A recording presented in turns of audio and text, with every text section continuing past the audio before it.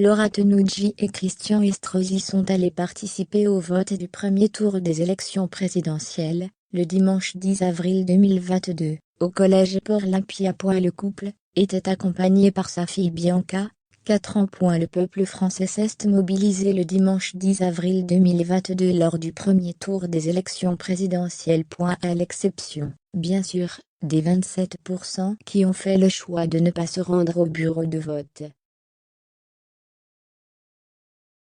Dans le sud de notre pays, une chose est sûre, le maire de Nice est passé aux urnes. Christian Estrosi est allé déposer son bulletin, glissé consciencieusement dans son enveloppe, au bureau de vote du collège Port-Olympia. Il était accompagné, en cette occasion historique, de son épouse Laura Tenucci, et de leur petite fille Bianca, 4 ans, tétine à la bouche et veste de tailleur sur les épaules. Une vraie mini-citoyenne.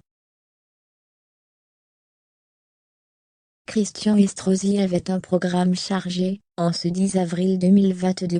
Monsieur le maire est allé remercier les membres de certains bureaux de vote, notamment les équipes du lycée Masséna, situé dans le centre de la ville. L'homme politique s'est ensuite rendu, toujours en famille, à l'église du Vœu, pour assister à la traditionnelle messe des rameaux.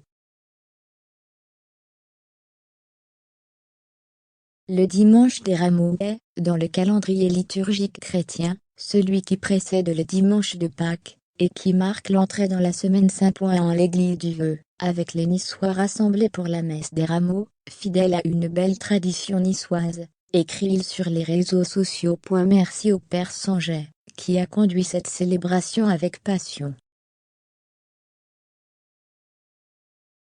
Pour terminer la journée, Christian Estrosi et sa femme Laura Tenucci se sont positionnés devant un grand écran, installé à l'hôtel La Scala, à Nice, pour découvrir les résultats des votes du premier tour des élections présidentielles auxquelles il a participé, à l'aide de son bulletin. Il a découvert, en même temps que le reste de la France, qu'Emmanuel Macron, notre actuel président de la République, et Marine Le Pen accédaient au deuxième tour avec, respectivement, 27,6% et 23,4%. Le rendez-vous est pris, le dimanche 24 avril, pour la suite de ce duel politique.